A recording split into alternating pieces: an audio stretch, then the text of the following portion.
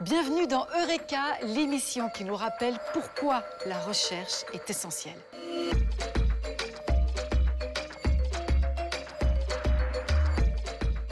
Aujourd'hui, notre chercheuse est Florence Chéniaud, chercheuse qualifiée FNRS en biologie cellulaire à l'Université de Namur. Bonjour Florence. Bonjour Maria. Vieillir moins vite, c'est le rêve de beaucoup de personnes, mais tout le monde n'est pas logé à la même enseigne. Alors dites-nous Florence, pourquoi certaines personnes vieillissent moins vite que d'autres ? Vieillir, c'est un phénomène évidemment naturel. Mais c'est vrai que certaines personnes semblent vieillir moins vite que d'autres. On dit qu'elles ont un âge biologique qui est plus jeune que leur âge chronologique, qui est défini par notre date de naissance. Avant l'âge de 65 ans, c'est principalement notre style de vie qui va influencer notre vieillissement.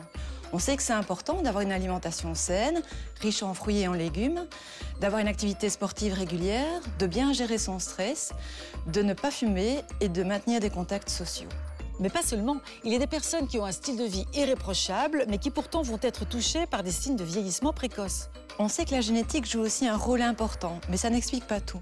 Il y a d'autres marqueurs du vieillissement, comme par exemple la présence de cellules sénescentes. Ce sont des cellules qui vieillissent, qui arrêtent de se diviser et qui s'accumulent dans nos tissus avec l'âge. Ce sont des cellules mortes alors ?